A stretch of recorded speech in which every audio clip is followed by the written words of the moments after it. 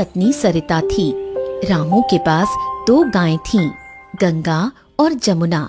रघुनाथ बिस्तर पर बीमार पड़ा आखिरी सांस ले रहा था। तभी रघुनाथ मरते वक्त कमजोर आवाज में कहता है,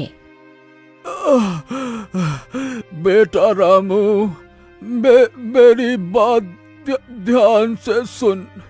ये गाय गंगा और जमुना ये खास है, इन्हें संभाल कर रखना।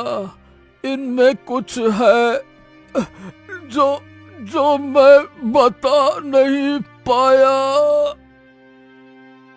हाँ, नहीं नहीं नहीं नहीं पिताजी, आप हमें छोड़कर नहीं जा सकते पिताजी। रघुनाथ की बात अधूरी रह गई और रघुनाथ मर गया और रामू को ये गाय विरासत में दे गया। गंगा सफेद थी जैसे चांद की रोशनी और जमुना काली जैसे गहरी रात। दोनों गायें रोज दूध देती, जिससे रामू का परिवार चलता था। तभी हीरालाल मन में सोचता है, ये रघुनाथ क्या मर गया, इसकी गायों ने तो बहुत सारा दूध देना शुरू कर दिया। रामू का पड़ोसी हीरालाल एक चालाक और ईर्ष्यालु इंसान था। उसकी पत्नी माया भी उसी की तरह कपटी थी।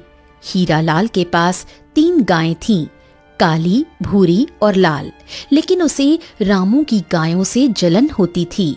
हीरालाल जलन की भावना से माया से बोला, देख माया, रघु की गायें हर मौसम में ढेर सारा दूध देती हैं और ऐसा लगता है कि इसकी कामयाबी हमारे ऊपर हंस रही है और मुझसे ये बर्दाश्त नहीं होता।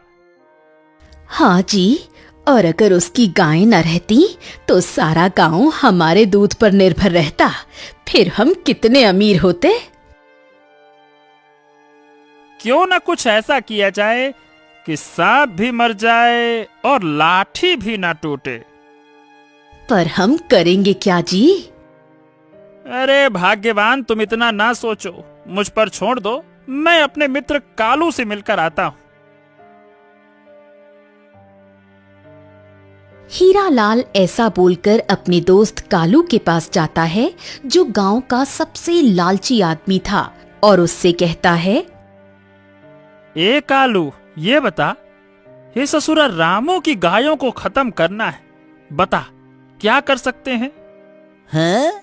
क्या हुआ मेरे दोस्त, ये तू ऐसा क्यों बोल रहा है? तेरा क्या कर दिया उस रामू ने? अरे क्या किया, उसने किया तो कुछ नहीं है, बस मुझे उसकी कामयाबी देख कर ना, क्या कहूँ, एकदम अंदर से जल उठता हूँ, देखा नहीं जाता। तू तो बस मेरा काम कर, तू बता, तू जो बोलेगा वो मैं तुझे दूंगा, बस मेरा काम कर तू। कालू आंखों को सिकोड़ते हुए कहता है, चिंता मत कर हीरा, एक काम करते हैं, हम दोनों रात में गौशाला में घुसेंगे, थोड़ा सा जहरीला चारा डाल देंगे, उसके बाद दोनों गायों का काम तमाम, सुबह तक खत्म। ऐसा क्या? हाँ ठीक है, चलो दोस्त, फिर कल मिलते हैं।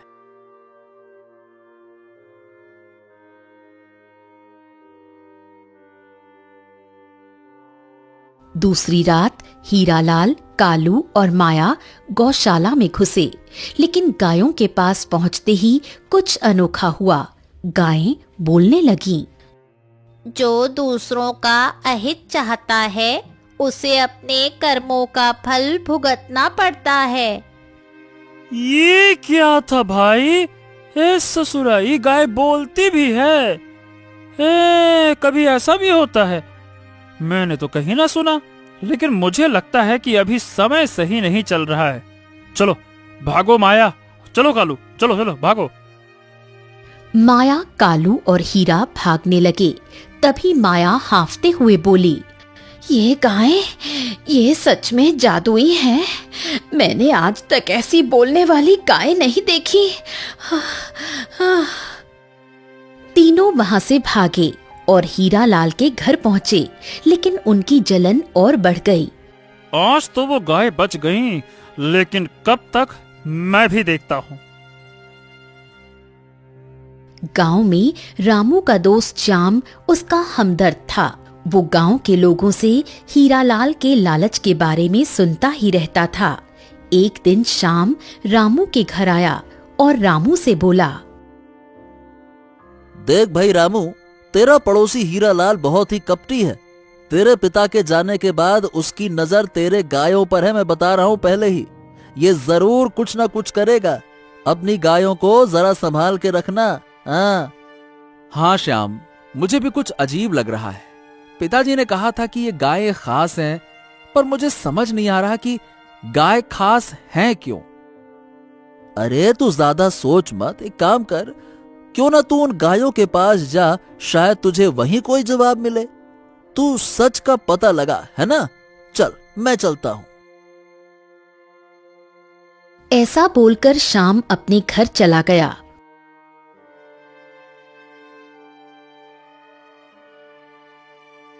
उसी रात रामू गौशाला में जाकर गायों से गंभीर आवाज में कहने लगा, गंगा, अरे ओ जमुना, तुम कौन हो? पिताजी ने तुम्हारे बारे में मुझसे क्या छुपाया था? रामू गायों से पूछ रहा था, लेकिन गायें कोई प्रतिक्रिया नहीं दे रही थीं। तभी रामू निराश होकर जाने लगा। तभी गंगा जमुना परी के रूप में आ गई और बोली, रुको रामू, हम जादुई परियां हैं। तुम्हारे पूर्वजों की सेवा के लिए गाय के रूप में यहाँ हैं। हम तुम्हारी रक्षा करेंगी, लेकिन तब तक जब तक हम जिंदा हैं और जब तक ये राज छुपा रहेगा। हो, तो ये सच था। ठीक है, मैं किसी को नहीं बताऊंगा।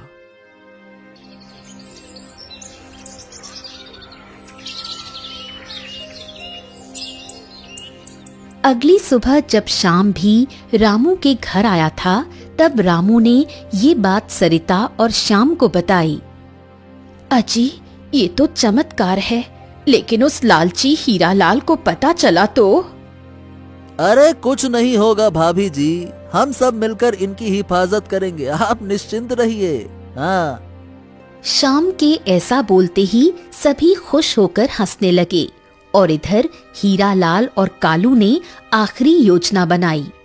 अरे जहरीला चारा काम नहीं आया तो क्या हुआ, अब हथियार लेकर जाएंगे। हाँ हाँ, और इस बार कोई जादू वादू हमें नहीं रोकेगा। तो फिर चलो, नेक काम में देरी कैसी, आज रात ही खत्म कर देते हैं। काली रात जब गांव सो रहा था, हीरालाल, माया और कालू गौशाला में घुसे। उसी समय रामू को सपनों में गायों की आवाज सुनाई दी। सावधान रामू, खतरा पास है। रामू चौंक कर उठा और बोला, क्या? हाँ, मुझे जाना होगा। उधर हीरालाल गायों को मारकर हंसते हुए कहता है, चलो हो गया काम, अब रामू का क्या होगा। चलो भाग चलते हैं, इससे पहले कि कोई आ जाए। हाँ चलो चलो चलो चलो। वो तीनों लोग भाग गए। तभी रामू गौशाला की ओर भागा, लेकिन तब तक देर हो चुकी थी। हीरालाल और कालू ने गंगा और जमुना को मार डाला। लेकिन तभी गायों के शरीर से रोशनी निकली और दो परियां आसमान में उड़ी। हमारा समय यहाँ खत्म हुआ रामू, लेकिन जो हुआ उसके लिए न्याय होगा।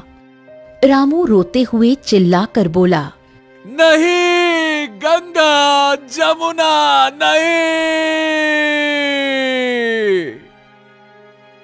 श्याम और सरिता गौशाला पहुंचे। गांव वाले भी रोशनी देखकर जग गए। रामू, ये क्या हुआ? सरिता रोते हुए बोली, हमारी गाय वो परियां थी।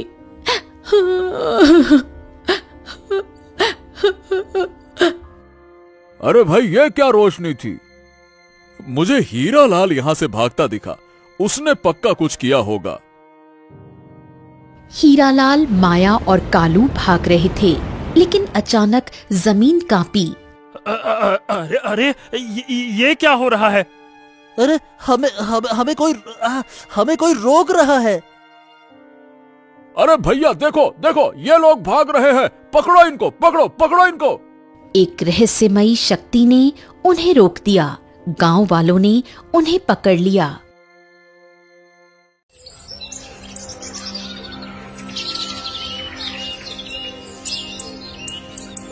बोलो, तुमने क्या किया है? हीरालाल झूठ बोलते हुए कहने लगा। हमने कुछ नहीं किया है। गायें अचानक से खुद ब खुद मर गई हैं। हम क्या कर सकते हैं इसमें? झूठ मत बोलो, तुमने लालच में हमें मारा। अब अपने कर्मों का फल भोगो। अचानक हीरालाल, माया और कालू की आंखों के सामने अंधेरा छा गया। हीरालाल चिल्लाते हुए बोला, अब मुझे कुछ दिखाई नहीं दे रहा।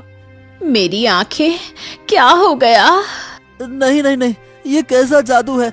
मुझे भी कुछ दिखाई नहीं दे रहा। अरे कहाँ हो हीरालाल? कहाँ माया, कहाँ हो तुम?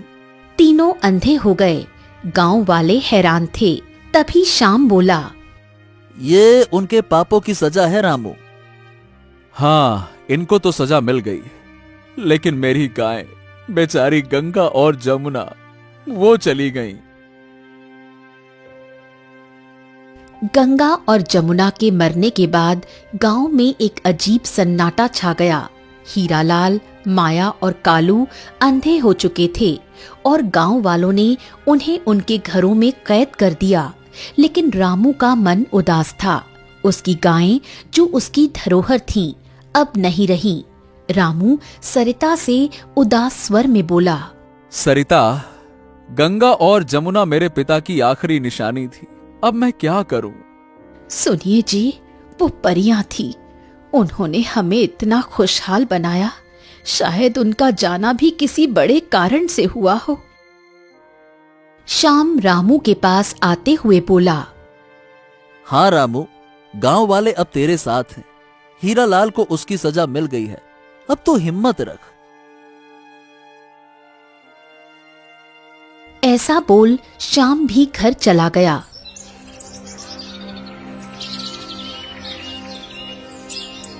अगली सुबह गांव में एक अनोखी घटना हुई। रामू की गौशाला के पास एक चमकदार पौधा उगाया, जहां गंगा और जमुना मरी थीं। उन पौधों से सुनहरी रोशनी निकल रही थी। गांव वाले इसे देखने इकट्ठा हो गए। ये क्या है? अरे कोई चमत्कार है क्या? शायद गंगा और जमुना की आत्माएं अभी भी यही हैं। रामू पौधों की ओर देखते हुए उनके पास जाकर दुखी मन से बोला, ये शायद उसकी निशानी हो सकती है। रामू ने पौधे को छुआ और सुगंध ली। रामू हैरान होकर बोला, देखो, इस पौधे से दूध जैसी खुशबू आ रही है। रामू, ये साधारण पौधा नहीं है। शायद गंगा और जमुना ने ये हमारे लिए छोड़ा हो। है? उधर हीरालाल के घर में मातम छाया था। अंधे होने के बाद उनकी जिंदगी नर्क बन गई थी। हीरालाल रोते हुए बोला, अरे माया, ये सब मेरे लालच की वजह से हुआ है। अब क्या होगा हमारा? क्या होगा? क्या होगा? सब तुम्हारी गलती है। कालू को साथ क्यों लिया? मैंने तो सिर्फ तुम्हारी बात मानी थी। अब मुझे भी सजा भुगतनी पड़ रही है। क्या कहूं मैं?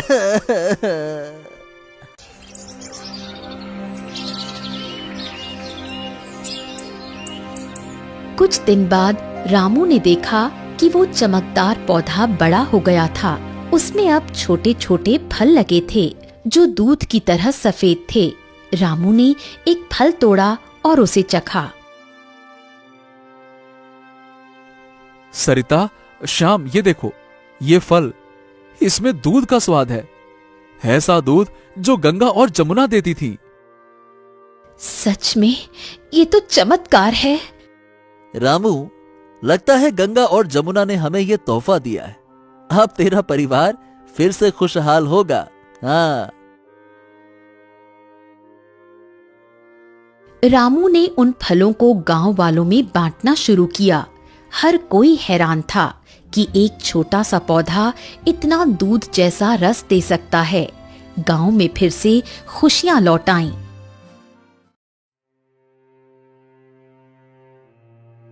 लेकिन एक रात रामू को फिर से सपना आया। रामू, हमारा जादू खत्म नहीं हुआ। वो पौधा हमारा आशीर्वाद है, लेकिन इसे सुरक्षित रखना। हीरा लाल का लालच खत्म नहीं हुआ। वो फिर से कुछ कर सकता है। सावधान रहना रामू। क्या हीरालाल अभी भी खतरा है?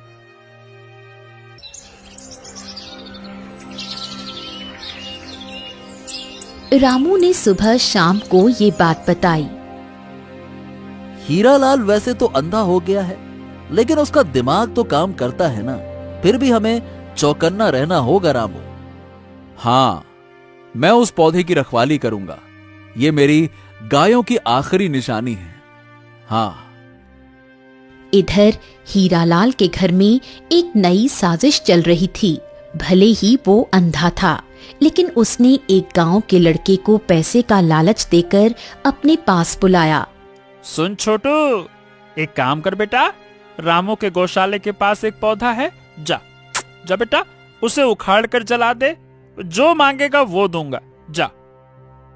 लेकिन हीरालाल चाचा, गांव वाले कहते हैं वो पौधा जादुई है। जादू वादू कुछ नहीं, तू बस हमारी बात मान, तुझे ढेर सारे पैसे मिलेंगे। छोटू ने पैसे के लालच में हाँ कर दी।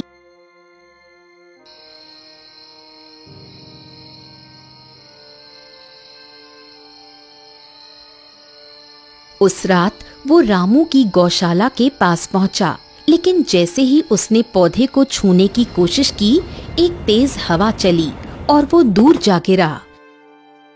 हाँ हाँ, ये क्या था? हाँ, मुझे यहाँ से भागना चाहिए। हाँ हाँ।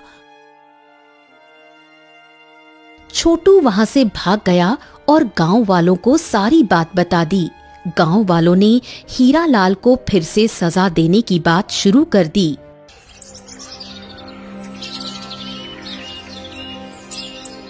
हीरालाल, तू सुधरेगा नहीं। अब तुझे गांव से निकालना ही ठीक है। नहीं नहीं नहीं नहीं नहीं, मुझे माफ कर दीजिए। मैं अंधा हूँ। मैं कहाँ जाऊंगा? मैं थोड़ा मेरे बारे में सोचिए। सरपंच गांव वालों से बोला। देखो, हीरालाल ने फिर से रामू को नुकसान पहुंचाने की कोशिश की। अब इसकी सजा तय करनी होगी। हाँ भाई, इसे गांव से निकाल दो। ये अंधा होकर भी शांति नहीं छोड़ रहा है। ये नहीं कि शांति से घर बैठे। लेकिन इसकी पत्नी और कालू का क्या? वो भी तो इसमें शामिल हैं। रामू चुपचाप सब सुन रहा था। उसे गुस्सा भी था, लेकिन वो चाहता था कि गांव में अब शांति रहे। तभी रामू सरपंच से बोला। सरपंच जी, मुझे किसी भी तरह का बदला नहीं चाहिए, लेकिन ये पौधा मेरे लिए गंगा और जमुना की निशानी है। इसे कोई नुकसान न पहुंचाए, बस इतना सुनिश्चित कर दीजिए। ठीक है रामू, तुम्हारे कहने पर मैं इसे अभी माफ कर रहा हूं, लेकिन आगे अगर कुछ हुआ तो उसकी जिम्मेदारी तुम्हारी होगी। ठीक है रामू, हम सब मिलकर इसकी हिफाजत भी करेंगे, इस पौधे की। ठीक है ना? हाँ ठीक है सरपंच जी। ऐसा कहकर सब अपने घर चले गए। हीरालाल के घर में माहौल गर्म था। छोटू के नाकाम होने से हीरालाल का गुस्सा 7वें आसमान पर था। ये छोटू तो निकम्मा निकला मेरे घर से। अब क्या करेंगे? अब क्या करेंगे? तुम्हारी योजनाएं भी बेकार हैं। अब अगर कुछ किया तो गांव वाले हमें गांव से निकाल देंगे। मुझे तो लगता है कि वो पौधा भी जादुई है। हमें उससे दूर रहना चाहिए। अरे तुम लोग फिर से वही जादू बादू। मैं हारा नहीं हूँ। एक आखिरी दांव खेलूंगा मैं। हीरा लाल ने अपने भतीजे को, जो पास के गांव में रहता था, एक चिट्ठी भेजी। उसका भतीजा मंगल एक ताकतवर और लालची आदमी था। चिट्ठी मिलते ही मंगल चिट्ठी पढ़ता है। मंगल मेरे पास आ, रामू का वो जादुई पौधा उखाड़ दे, उसके बदले तुझे जो चाहिए वो दूंगा।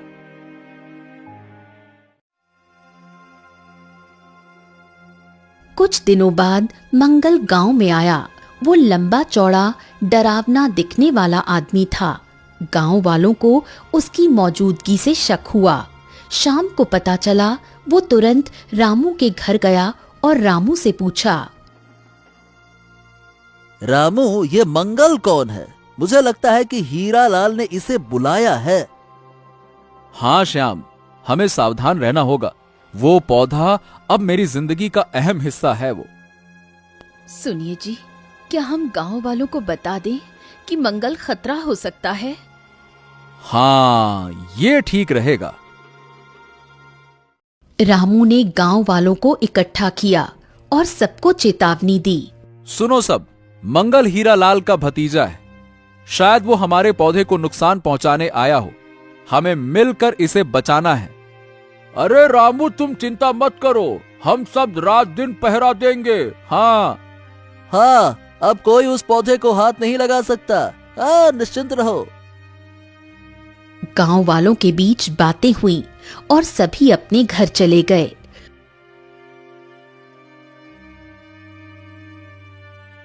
उस रात मंगल चुपके से रामू की गौशाला की ओर बढ़ा।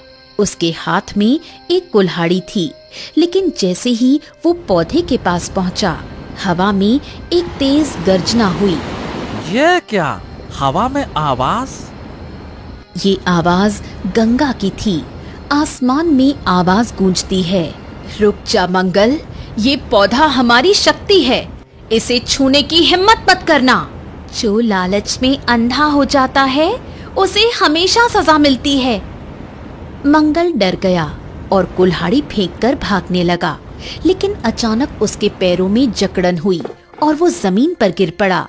मंगल चिल्लाते हुए बोला, मुझे छोड़ दो, मुझे छोड़ दो, मैं कुछ नहीं करूंगा। मुझे छोड़ दो, मुझे छोड़ दो, मुझे छोड़ दो।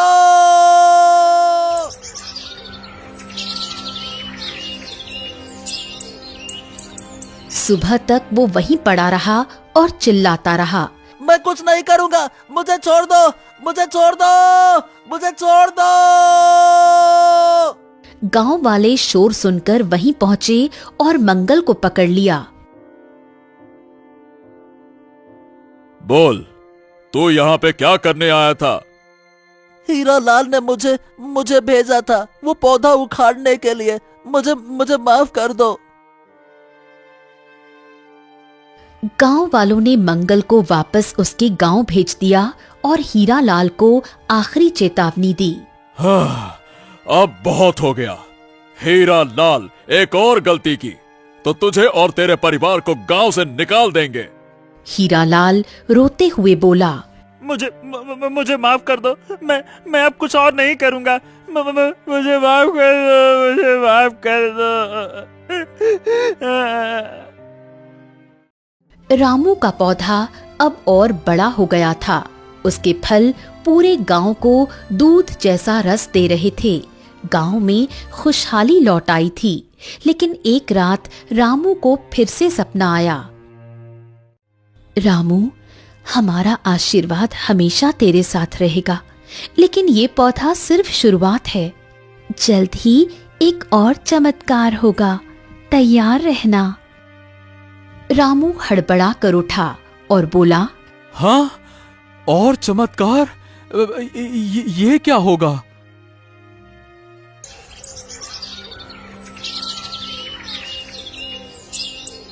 अगली सुबह रामू गौशाला गया। उसने देखा कि पौधे के पास दो छोटे पौधे और उगाए थे, एक सफेद और एक काला।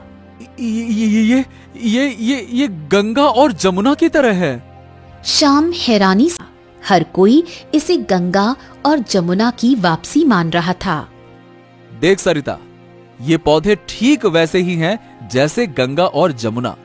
शायद उनकी आत्माएं फिर से हमारे पास आई हैं। हाँ, तुम सही कह रहे हो। ये हमारे लिए उनका आशीर्वाद है। अब हमारा घर फिर से पूरा हो गया। रामू, ये कोई साधारण बात नहीं। इन पौधों में भी वही जादू हो सकता है। हमें इन्हें संभाल कर रखना होगा, है ना? रामू ने दोनों पौधों को पानी दिया और उनकी देखभाल शुरू कर दी। रामू पौधों को पानी देते हुए, तुम दोनों पौधे मेरे गंगा और जमुना की निशानी हो। मैं तुम्हें कुछ नहीं होने दूंगा।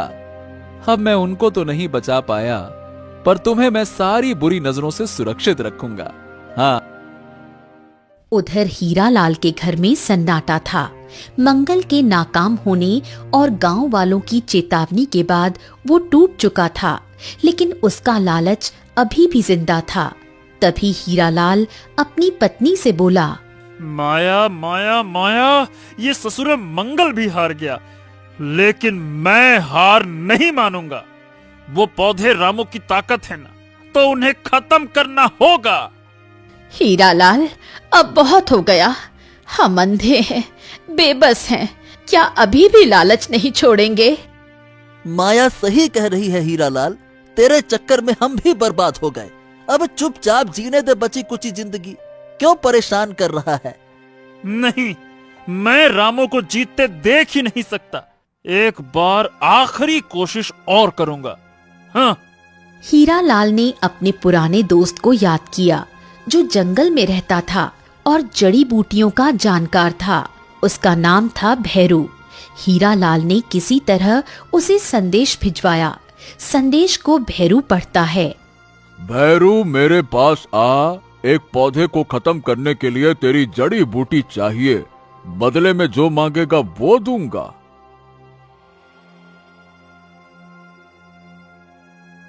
कुछ दिनों बाद भैरू गांव में आया। वो एक रहस्यमयी आदमी था, जिसके पास एक छोटी थैली थी जिसमें जहरीली जड़ी बूटियां भरी थीं।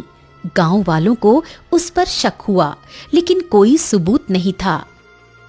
शाम को फिर ये बात गांव वालों से पता चली। वो तुरंत रामू के घर गया और उससे पूछने लगा, रामू, अब ये भेरू कौन है? मुझे लगता है कि ये हीरालाल की नई चाल है। वो हार नहीं मान रहा है। ओहो, अब कोई भी आए श्याम, हमें सावधान रहना होगा। हमें रात को खुद गौशाला में पहरा देना होगा। सुनिए जी, आप वहां अकेले मत रहना। मैं और श्याम भी आपके साथ रहेंगे। उस रात रामू, श्याम और सरिता गौशाला के पास छिपकर पहरा देने लगे। आधी रात को भैरू चुपके से वहां पहुंचा। उसके हाथ में एक छोटी शीशी थी जिसमें जहरीला रस भरा था। बस मैं इस रस को पौधे पर डाल दूंगा। सुबह तक सब खत्म। हीरालाल का काम हो जाएगा। हाँ। जैसे ही भैरू ने शीशी खोली, हवा में फिर से सनसनाहट हुई। दो चमकदार आकृतियां प्रकट हुईं, गंगा और जमुना परियों की आकृति। रुक जा भैरू, ये पौधे हमारी शक्ति हैं। इन्हें नुकसान पहुंचाने की तुझे सजा मिलेगी। जो लालच के लिए दूसरों का नाश करता है, वो खुद बर्बाद होता है। हाँ, ये क्या? अरे परिया, परिया, मुझे छोड़ दो, मुझे छोड़ दो, मुझे छोड़ दो, मुझे छोड़ दो। भैरू भागने की कोशिश करने लगा, लेकिन उसकी शीशी हाथ से छूटकर जमीन पर गिरी। जहरीला रस उसके पैरों पर फैल गया और वो चिल्लाने लगा, हाँ, मेरे पैर, मेरे पैर, ये क्या चल रहा है? बचाओ, बचाओ मुझे, मुझे बचाओ, बचाओ। रामू, श्याम और सरिता बाहर निकले और उसे देखा। भैरू का पैर काला पड़ गया था। गांव वाले भी शोर सुनकर इकट्ठा हो गए। ये क्या हुआ? तू यहाँ क्या कर रहा था? भैरू रोते हुए सब कुछ तोते की तरह बोलने लगा। हीरालाल ने मुझे भेजा था। वो पौधों को मारना चाहता था। मुझे माफ कर दो, मुझे माफ कर दो। ये हीरालाल कभी नहीं सुधरेगा। अब क्या करे सरपंच जी? अब बहुत हो गया। हीरालाल को गांव से निकालना ही होगा।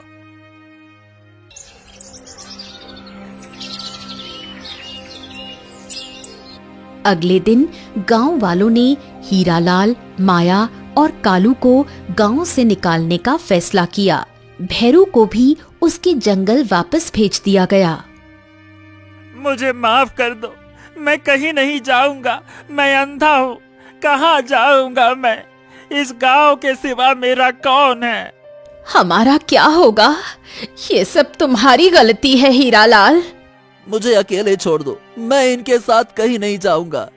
तुम्हारी सजा यही है, अब गांव से बाहर जाओ।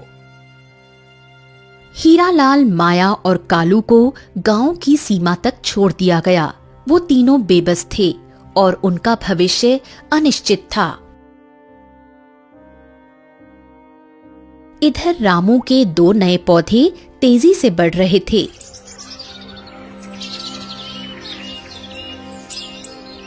एक दिन सुबह उन पौधों से अचानक 2 छोटी गायें प्रकट हुईं, एक सफेद और एक काली।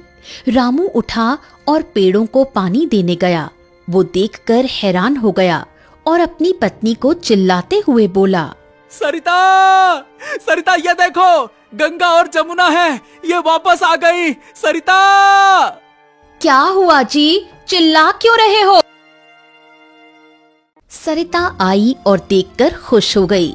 उसने श्याम को भी आवाज लगाई, जो पहले से उसके घर में बैठा था। श्याम, जल्दी आओ, देखो ये कैसा चमत्कार है। हमारा परिवार फिर से पूरा हो गया। देखा रामू, अच्छाई की हमेशा जीत होती है। नई गंगा और जमुना अब रामू के साथ थीं और गांव में खुशहाली छा गई। हाँ, तुम मेरे पास फिर से आ गई। अब मैं तुम्हें कभी नहीं खोऊंगा। हाँ, ये हमारी मेहनत और अच्छाई की जीत है। समय बीतता गया। गंगा और जमुना की देखभाल में रामू, सरिता और श्याम ने कोई कसर नहीं छोड़ी। ये गायें सचमुच जादुई थीं, क्योंकि उनका दूध न सिर्फ स्वादिष्ट था, बल्कि बीमारियों को भी ठीक करता था। ये गांव अब दूर दूर तक मशहूर हो गया। लोग रामू से मिलने, उसकी गायों को देखने आते थे।